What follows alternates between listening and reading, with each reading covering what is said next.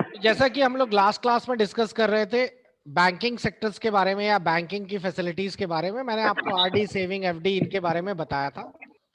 अब मुझे बताइए कि बैंकिंग के कुछ चैनल्स हैं। बैंकिंग चैनल्स का मतलब बैंकिंग कुछ मेथड से हम लोगों के पैसे जमा करवाता है। बैंकिंग के अलग अलग मेथड्स भी हैं।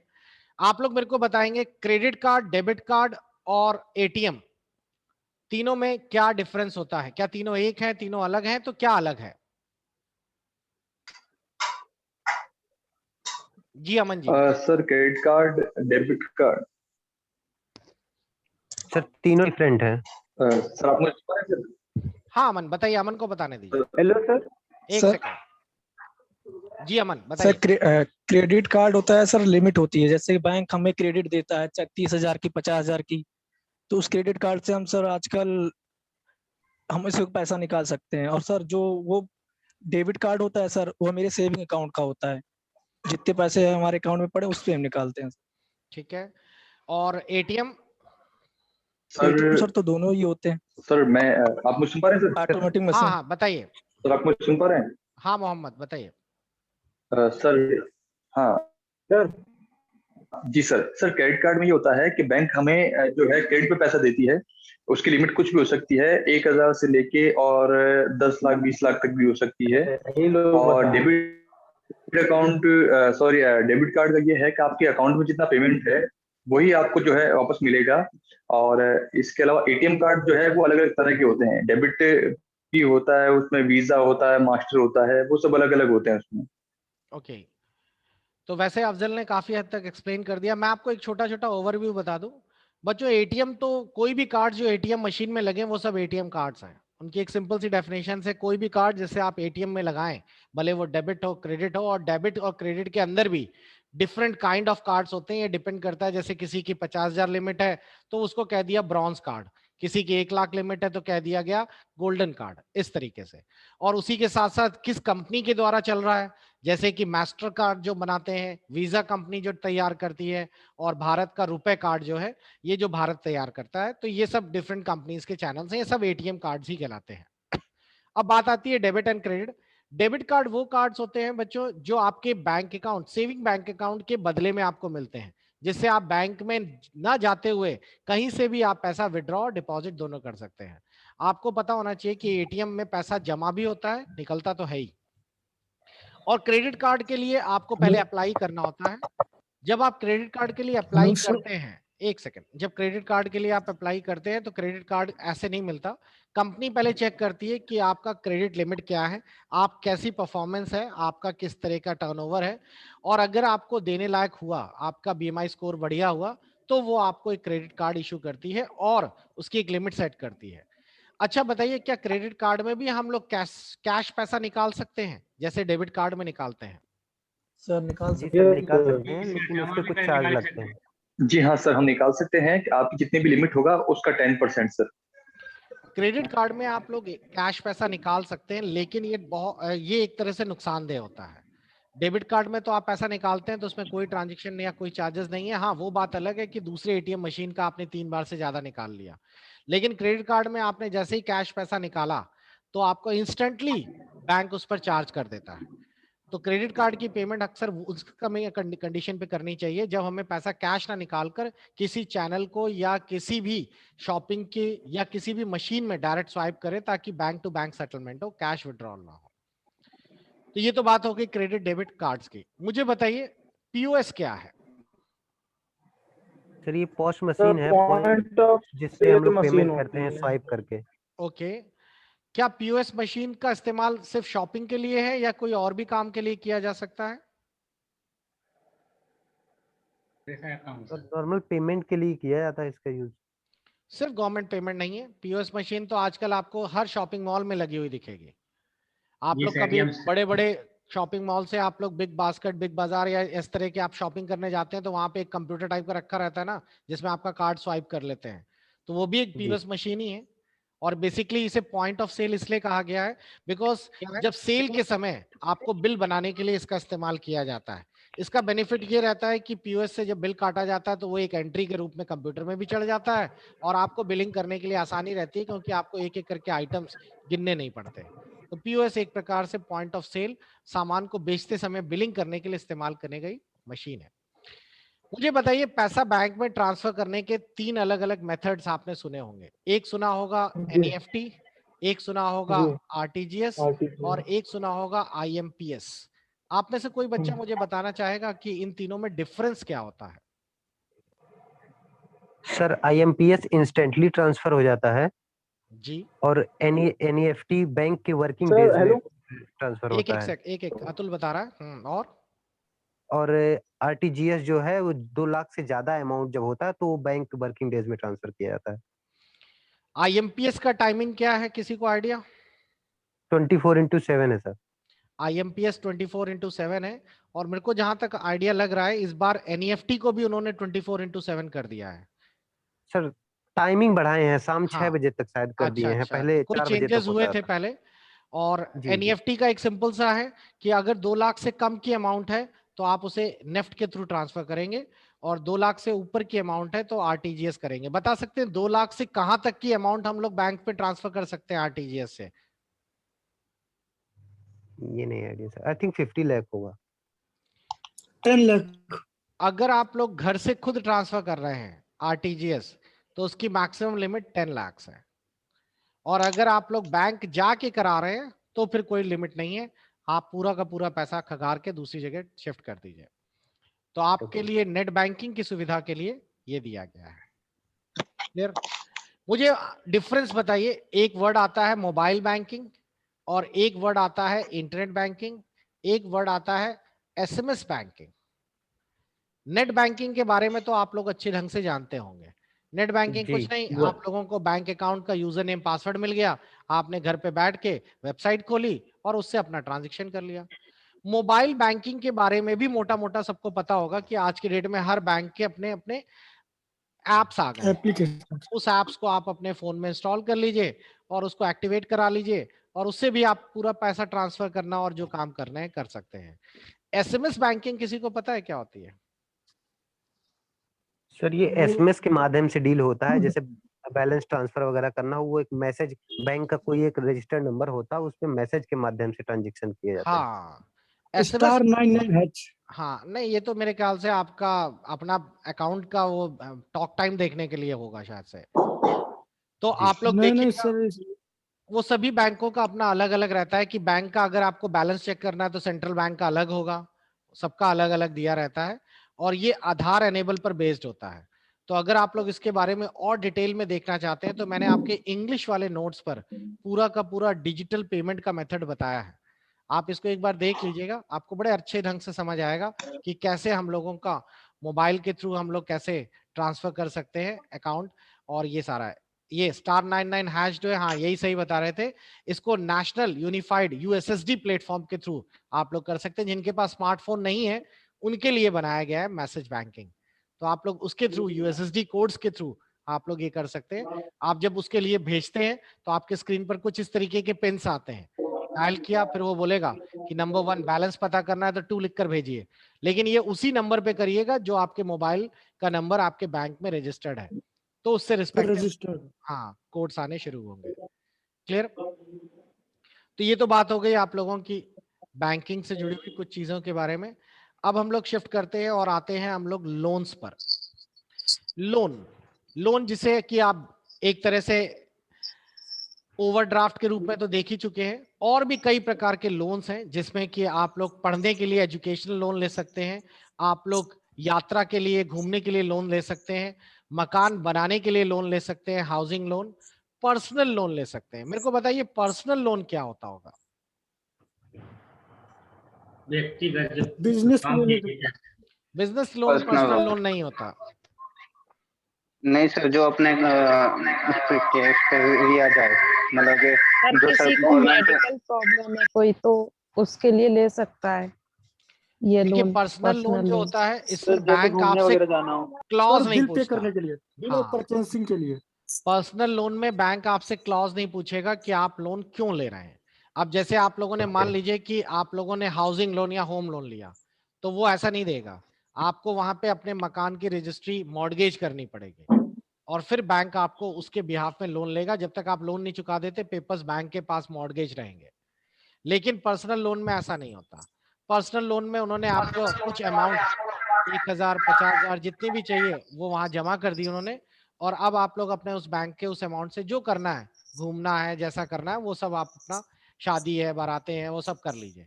लेकिन पर्सनल लोन का रेट ऑफ इंटरेस्ट सबसे ज्यादा होता है। क्लियर? तो ये पर्सनल काम के लिए बनाया गया है।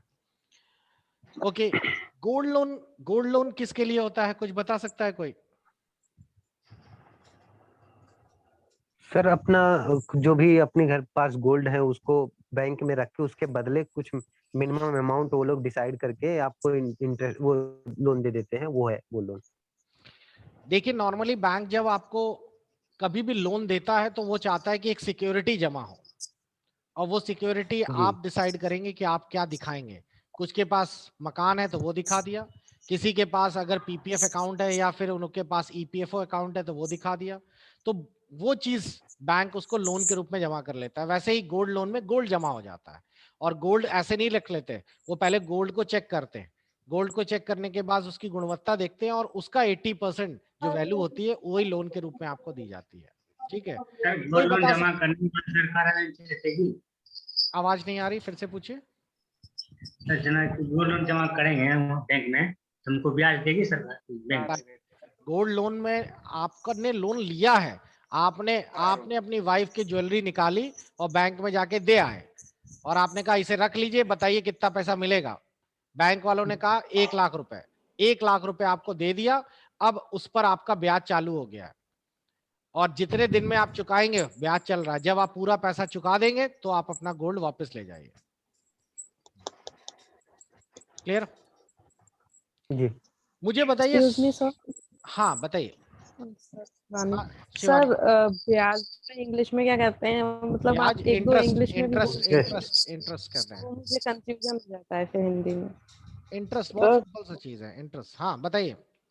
इंटरेस्ट तो समझ में आता है, इसमें हिंदी में कंफ्यूजन हो जाती है। हाँ हाँ, कौन, क्या नेक्स्ट क्वेश्चन किसका है बताइए। सर ये जो पीडीएफ है चैप्टर 8 का डिजिटल फाइनेंस सर्विसेज वाला, जी जी जी जी बताइए। इंग्लिश नोट्स में सर वो इंग्लिश में नहीं है सर, हिंदी में ही है पूरा, तो वो आप इंग्लिश में प्रोवाइड कर सकते हैं क्या? एक्चुअली मैं ढूंढ रहा हूँ उसका हिंदी वर्जन, मेरे को तो मैंने बना लिया था। इंग्लिश उतना अच्छे से, मतलब वो सारे टॉपिक नहीं क्लियर हो रहे थे, तो मैं वो जल्दी अपडेट कर दूंगा, डोंट वरी अबाउट। लेकिन आप वीडियो अगर आप देख लेंगे तो आपको मेरे ख्याल से जरूरत नहीं पड़ेगी पीडीएफ की। कोशिश यही रहती है कि हर चीज एक्सप्लेन कर दिया जाए। मुझे बताइए सर एक मेरा क्वेश्चन था। किसी ने सुना है सोवरेन बॉन्ड? सर सोवरेन, हाँ, कोई बता सकता है? सर इसमें बताइए सोवरेन बॉन्ड क्या है?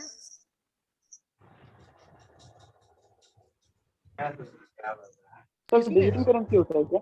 नहीं, करेंसी कुछ नहीं है।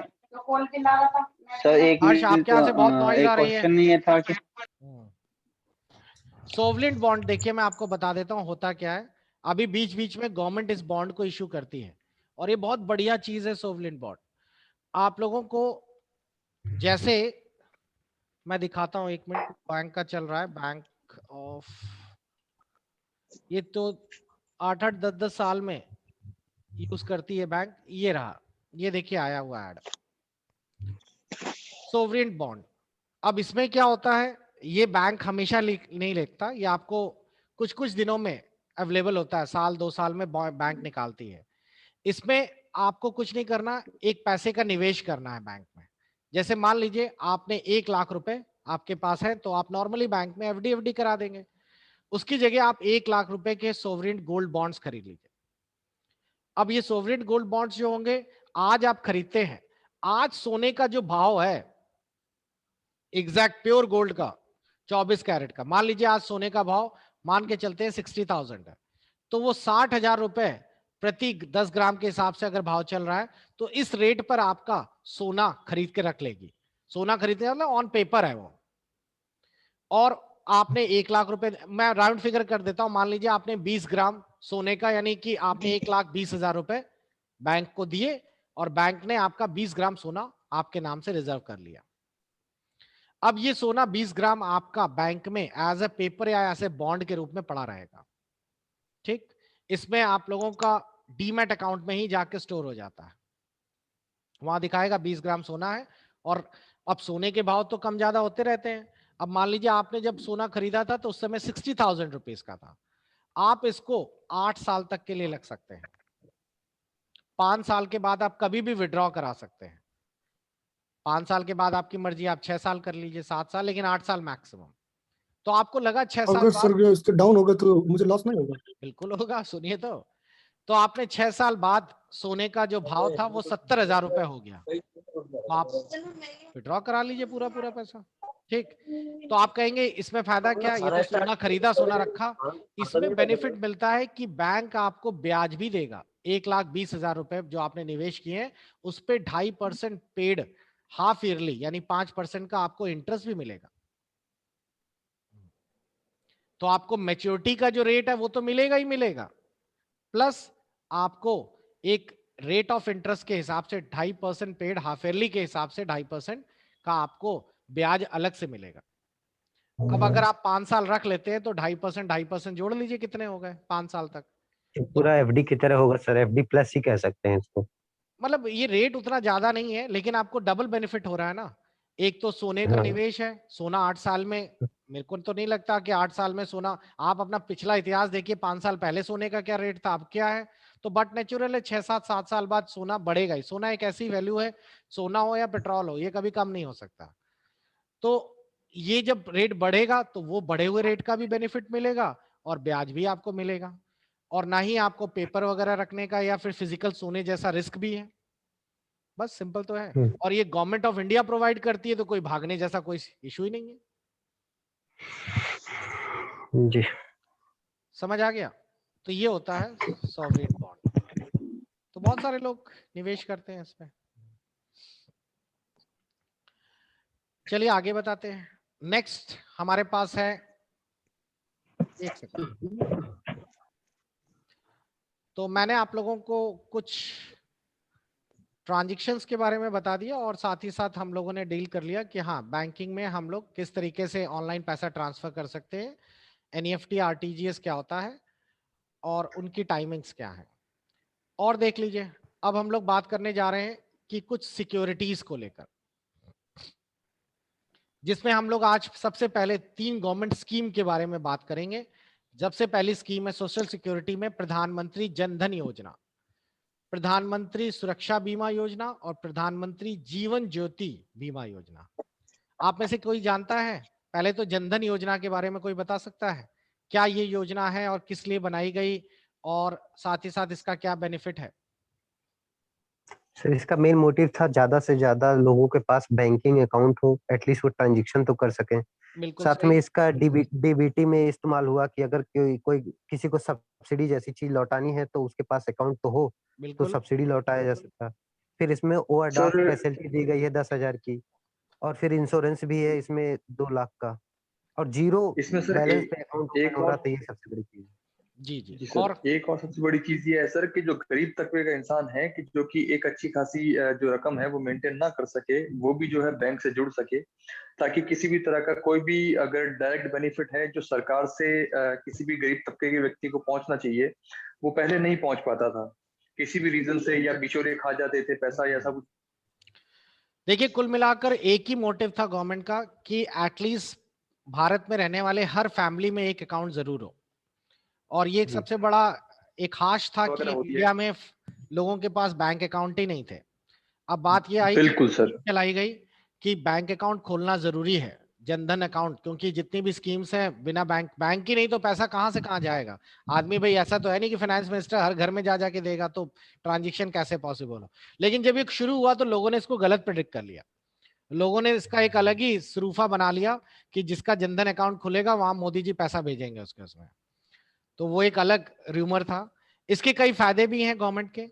सबसे बड़ा बेनिफिट तो ये है कि ये 0 बैलेंस पे खुलता है। दूसरा बेनिफिट है कि इसमें 5,000 रुपए तक की ओडी लिमिट भी मिल जाती है आपको। ओडी का मतलब आपके अगर खाते में पैसा नहीं भी है तो आप माइनस में 5,000 रुपीज निकाल सकते हैं, लेकिन ये पहले दिन से नहीं होता, इसके लिए कम से कम 6 महीने आपको खाता चलाना पड़ता है। दूसरा, इसमें आपको एक एटीएम कार्ड मिलता है जिसे हम रुपए कार्ड कहते हैं। और उस एटीएम कार्ड में आपको एक्सीडेंटल इंश्योरेंस कवर भी होता है 1 लाख रुपए का। और ये एक्सीडेंटल इंश्योरेंस कवर यानी कि किसी भी आदमी ने अगर जनधन अकाउंट खुलवा रखा है तो उसको अलग से इंश्योरेंस लेने की जरूरत नहीं पड़ती है। ये अच्छी चीज है। लेकिन एक छुपी हुई चीज है जो नॉर्मली लोगों को नहीं पता कि ये एक्सीडेंटल इंश्योरेंस सिर्फ उन लोगों के लिए रहता है जिन्होंने इस एटीएम कार्ड का इस्तेमाल घटना होने के 40 दिन के अंदर किया हो। मान लीजिए कि अगर किसी आदमी की आज की डेट में डेथ होती है तो उसको 1 लाख रुपए तभी मिलेगा जब वो पिछले 40 दिन में एक बार उसने एटीएम का इस्तेमाल किया हो। ऐसा नहीं है आपने कार्ड खुलवा के रख लिया और जेब में रखा हुआ है, सालों से पड़ा है और आप इंश्योरेंस क्लेम कर देंगे, ये नहीं था। तो ये तो प्रधानमंत्री जनधन योजना का एक मेन मोटिव था। ठीक है, अभी बहुत तेजी से चल भी रहा है। मुझे बताइए नेक्स्ट, प्रधानमंत्री सुरक्षा बीमा योजना और जीवन ज्योति बीमा स्कीम्स, दोनों स्कीम्स क्या है और इसका बेनिफिट कैसे लिया गया? हाँ, कौन बता पाएगा?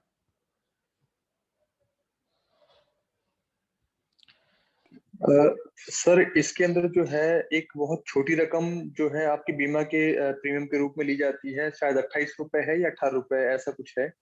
तो और उसमें जो है 1 साल तक का आपका बीमा होता है और वो आपकी 1 लाख रुपए से लेकर 2.5 लाख रुपए तक की रिस्क कवर रखता है, ऐसा जहां तक मैंने सुना है इस बारे में। और कोई बच्चा थोड़ा जानता हो जिसके बारे में आप लोगों को बता दें? पहली चीज तो सबसे इंपॉर्टेंट कि ये वर्ल्ड का सबसे चीपेस्ट बीमा है, वर्ल्ड का। इतना ज्यादा चीपेस्ट बीमा किसी भी कंट्री में किसी भी कंपनी ने प्रोवाइड नहीं किया है। दूसरी चीज, ये हर आदमी को खुलवाना ही चाहिए, मस्ट, मेरा मानना है। क्यों? क्योंकि आप लोग अगर इसकी पूरी स्कीम्स देखें तो इस सुरक्षा बीमा योजना के लिए आपको साल भर के लिए सिर्फ 12 रुपए देने होते हैं, सिर्फ 12 रुपए। और 18 से 70 साल तक की उम्र के लोग कवर करते हैं। आपको कुछ भी नहीं करना, कोई पेपर फॉर्मेलिटीज नहीं, बस आप बैंक जाइए और अगर आपके पास नेट बैंकिंग या मोबाइल बैंकिंग है तो आप मोबाइल पे ही कर लीजिए। उसमें आपका सोशल सिक्योरिटी का ऑप्शन आता है, क्लिक करिए, 12 रुपए कट जाएंगे, बस हो गया बीमा। और इसमें अगर उस आदमी की इस साल 12 रुपए कट गए तो इस साल अगर कभी भी कोई कैजुअलिटी होती है और उसकी डेथ होती है या फिर वो शारीरिक विकलांग होता है तो गवर्नमेंट उसको 2 लाख रुपए तक उसकी फैमिली या नेक्स्ट नॉमिनी को देती है। तो 12 रुपए का मतलब समझते हैं? 2 समोसे और चटनी। समोसा भी आजकल हमारे यहाँ बहुत महंगा है, तो एक समोसा चटनी मान लीजिए, इतने रुपए में आप एक 2 लाख का इंश्योरेंस करा रहे हैं। कभी आपके घर में अगर इंश्योरेंस है, नॉर्मली लोगों के घर में एलआईसी होती है, तो आप अगर उसमें चेक करें तो 2 लाख का इंश्योरेंस कराने के लिए आप साल में 15 से 16 हजार की किस्तें दे रहे होंगे। और वो किस्तें जब आप दे रहे हैं उसमें भी उतना ही रिस्क कवर हो रहा है जितना 12 रुपए वाले में हो रहा है। तो ये तो मैंडेटरी और मस्ट मानिए कि सबको करा लेना चाहिए, क्या फर्क पड़ता है। लेकिन याद रखिए इसमें बस यही है कि एक्सीडेंटल डेथ को कवर करता है और डिसेबिलिटी। अगर आप जीवन शांति योजना कराते हैं तो इसकी एज 18 से 50 है और इसका प्रीमियम 330 रुपए है। इसमें वो हर तरह की डेथ को कवर करता है, भले वो एक्सीडेंटल हो और भले ही वो नेचुरल या किसी भी तरह की वो डेथ हो, सडन डेथ या समथिंग, वो सभी डेथ्स को कवर करता है। तो ये दोनों में डिफरेंस है। और 330 रुपए साल का है और एक बार आप करवा लेंगे तो ऑटोमेटिकली वो आपके अकाउंट से डेबिट होता रहेगा हर साल। तो ये बहुत ही बढ़िया स्कीम्स है और ये कराना चाहिए, ये अच्छा है। नेक्स्ट मुझे बताइए, और वो कि आप लोगों को ये सोशल सिक्योरिटीज में आता है बच्चों। नेक्स्ट मुझे बताइए अटल पेंशन योजना क्या होती है, सुना है किसी ने? जी सर। सर सर ये 18 से 40 वर्ष के लोग करते हैं जी। और इसमें 60 साल की उम्र के बाद एक आपके जितना आप अमाउंट ओपन किए होंगे, शायद 331 रुपए इसका भी मंथली चार्ज है, तो उसी हिसाब से आपको पेंशन के रूप में मिलता है मंथली 5,000 1000 से से शुरुआत है। 5000 के बीच में मिलती है। ओके, तो देखिए मैं आपको बताना चाहूंगा अटल पेंशन योजना बहुत बढ़िया योजना है। अगर आपके अभी तक किसी के घर में कोई पेंशन प्लान जिसने नहीं लिया है, जरूर ले लीजिए अटल पेंशन। सबसे पहले गवर्नमेंट की तरफ से है, कोई वैसा वो नहीं है। पेंशन प्लान जो भी होते हैं बच्चों, ये सारे के सारे पेंशन प्लान जो है वो 60 इयर्स के बाद ही काम करना शुरू करते हैं। 60 इयर्स का मतलब समझ रहे हैं, जब आदमी की उम्र 60 साल हो जाए। तो इसका एक पूरा चार्ट है, मैं दिखाता हूं आपको। अटल पेंशन योजना में आप लोग 18 साल से निवेश कर सकते हैं और 40 साल तक आप लोग निवेश करने का ऑप्शन देता है ये। इसका एक बढ़िया सा चार्ट आता है, एक सेकंड मैं दिखाता हूं आपको। तो इसमें है क्या, इसमें आप लोगों को कुछ नहीं, आपको सिर्फ एक फॉर्म भरना है। देखिए ये रहा अटल पेंशन योजना, और बैंक में जाके बस उनसे बोलिए हमें एक फॉर्म भरना है, एक फॉर्म भर दीजिए और आप लोग तय करिए कि आपको कौन सा वाला स्लैब चाहिए। इसमें आपको कई सारे अलग अलग स्लैब मिलेंगे। एक यहाँ देखिए मैं आपको दिखा रहा हूँ, जैसे यहाँ स्क्रीन पे आपको दिख रहा होगा 18 इयर्स वाले के लिए है और ये 49 इयर्स के। आप 1000, 2000, 3000, 5000 तक का ले सकते हैं। तो मान लीजिए किसी की उम्र 20 साल है तो उसको 248 रुपीज देने हैं, बस 248 यानी 250 रुपए उसको हर महीने देने हैं। कब तक देने होंगे? जब तक कि वो 60 साल का ना हो जाए, यानी 40 साल तक देने होंगे। तो वो 250 रुपए देता चला जा रहा है। 40 साल तक जब पूरा, यानी 60 साल तक जब वो हो गया, तब गवर्नमेंट उसको 5000 रुपीज रिटर्न करना शुरू करेगी मंथली। और कब तक देगी? जब तक कि उसकी जिंदगी है। तो आप लोग अगर थोड़ा सा गणित लगाएं कि अटल पेंशन योजना में फायदा है कि नुकसान, तो बहुत ही सिंपल है। आप देख लीजिए 40 साल तक आपने कितना पैसा गवर्नमेंट को दिया, तो आप जब पूरा चेक करेंगे तो आप पाएंगे कि 3 साल के आसपास आपका पूरा पैसा आपको वापस मिल गया। और 3 साल के बाद, यानी कि अगर किसी की उम्र 68 के ऊपर पहुंचती है, सॉरी 63 के ऊपर पहुंचती है, और उसके बाद वो आजीवन 5000 रुपए निकाल सकता है उसको हर महीने, यानी कि पूरे साल में 60,000 रुपए मिलना शुरू हो जाएंगे। ये बढ़िया है। अब आप कहेंगे कि मान लीजिए किसी आदमी की उम्र उतनी गई नहीं, उसने 20 साल में इंश्योरेंस कराया, अटल पेंशन लिया और 30 साल के बाद उसकी डेथ हो गई, तो इस पर इंश्योरेंस भी है।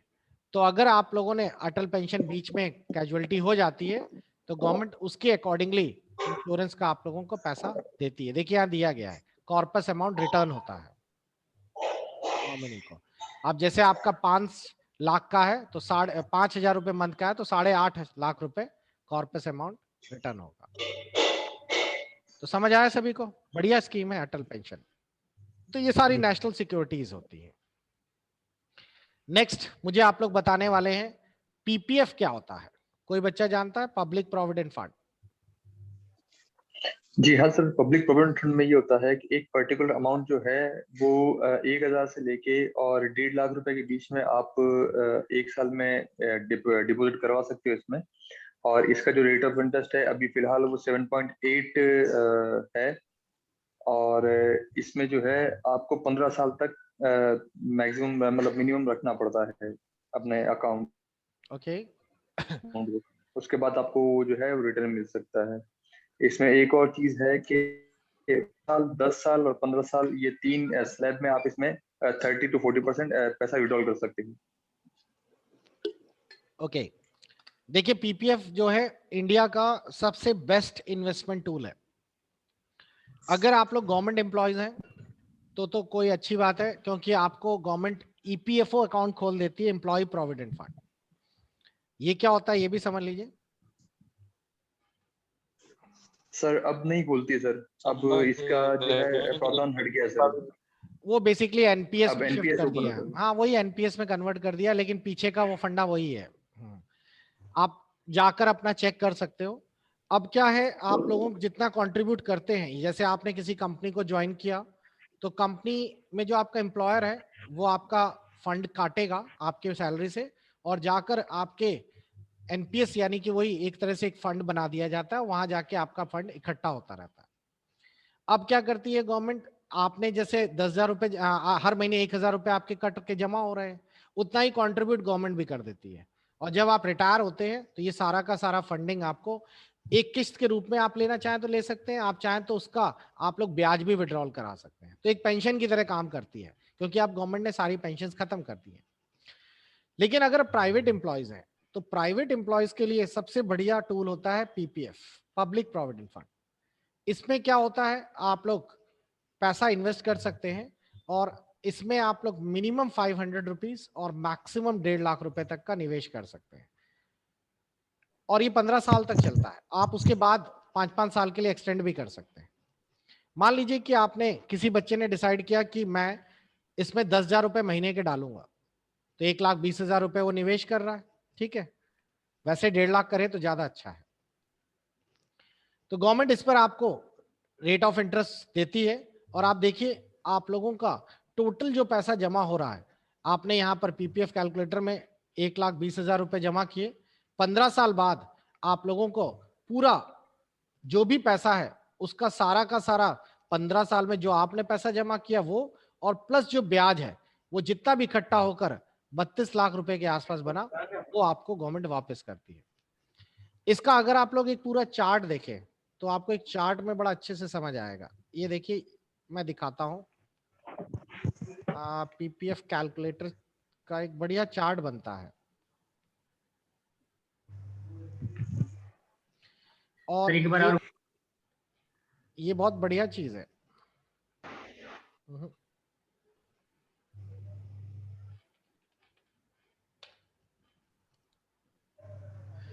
दूसरी चीज इसमें एक और बेनिफिट होता है कि आप जितना पैसा पीपीएफ में जमा करते हैं उस पैसे का आपको गवर्नमेंट 80C रिबेट भी देती है। ये देखिए ऐसा चार्ट आता है,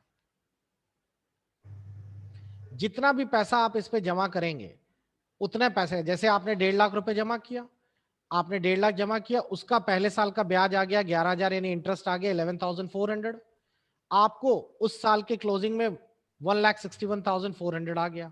नेक्स्ट ये पैसा और आपने नेक्स्ट ईयर 1,50,000 फिर से जमा किया, उसका इंटरेस्ट जुड़ गया। इस तरह पैसा कंपाउंड होता चला जा रहा है। 3rd ईयर ऑनवर्ड्स आप लोन भी ले सकते हैं, और 7th ईयर ऑनवर्ड्स आप लोग अमाउंट विड्रॉल भी कर सकते हैं। जब अगर आप लोग कुछ नहीं करते तो आप लोगों का पूरा अगर 12 साल का भी देखे तो 12 साल का आपका इतना पैसा इकट्ठा हो जाता है। तो इसमें कई बेनिफिट है। पहला बेनिफिट तो ये रहता है कि इस पे टैक्स फ्री है। दूसरा बेनिफिट ये रहता है कि इस पर टैक्स फ्री तो है ही, मतलब इसका इंटरेस्ट जो है वो टैक्स फ्री है। तीसरा बेनिफिट रहता है कि इनकम टैक्स में आईटी में रिबेट भी है, जितना पैसा आप इसमें जमा करेंगे उतने पैसे का आपको इनकम टैक्स में छूट भी मिलेगी। तो ये बहुत बढ़िया टूल है बच्चों, और आज की डेट में इसका इंटरेस्ट रेट भी अच्छा है बैंकों के। तो ये भी एक बहुत बढ़िया टूल है सोशल सिक्योरिटीज पीपीएफ। तो सभी को क्लियर क्या होता है पीपीएफ, प्रधानमंत्री जन धन योजना, ये सारी चीजें। आप लोगों को जो मैंने वीडियोस दिए हैं इन वीडियोस को जरूर देखिए, इसमें बहुत अच्छे से आप लोगों को एक्सप्लेन करके पूरा बताया गया है। आपको बिल्कुल भी दिक्कत नहीं होगी इन वीडियोस को फॉलो करने में। सर एक क्वेश्चन था। हाँ बताइए अतुल। सर जैसे मैं मैटर चाहता था कि प्रिंटेबल मैटर मिल सके, तो ई नोट्स को मैं प्रिंट कैसे करा सकता हूँ? नहीं, ये नोट्स आपको अभी प्रिंटेबल फॉर्मेट पे नहीं दिए जा रहे हैं, क्योंकि प्रिंट कराने के लिए मुझे आपको डाउनलोड परमिशन देनी पड़ेगी, और डाउनलोड का मतलब फिर वो शेयर हो जाते हैं सारे। लेकिन मैंने अभी आपको हालिया वीडियोस परमिशन दे दी है, आप अपने पीसी पर इसे एक्सेस कर पाएंगे। कल मैंने लॉगिन किया था सर पीसी पे, आपके जो रजिस्टर वो समथिंग FHHS वो आईडी थी, और फिर ओटीपी के माध्यम से, बट मुझे वहाँ कोई क्लास वगैरह दिखा नहीं। आप गलत कर पा रहे हैं, आप मुझे व्हाट्सएप पे मैसेज करिए तो मैं आपको एक फिर से वीडियो भेजता हूँ। उसमें आपको जब आप लॉगिन करते हैं तो लेफ्ट में कंटेंट ऑप्शन दिया रहता है, कंटेंट से आप देखेंगे तो आपको बिल्कुल ऐसे ही दिखेगा जैसा कि आपके फोन पे दिखता है। ओके, मैं वीडियो सेक्शन में गया था, वहाँ पे नहीं दिख रहा था। ठीक है, मैं कल देखता हूँ। मैं आपको एक ऐप दूंगा, मतलब एक वीडियो, तो उससे आपको आसानी से समझ आ जाएगा। ठीक है, ठीक, थैंक यू सर। सर मैं मोहम्मद अफजल, नई दिल्ली से, शायद आप मुझे पहचान गए होंगे। I am a blind person. बताइए। जी सर, तो आज की आपकी क्लास ली सर काफी अच्छी और एक्सेसिबल थी मेरे लिए। तो सर नेक्स्ट टाइम मैं आपको कब अपनी इस चीज के बारे में बता सकता हूँ कि मैं किस तरह से एक्सेस करता हूँ इन चीजों को, क्योंकि सर PDF अगर मुझे नहीं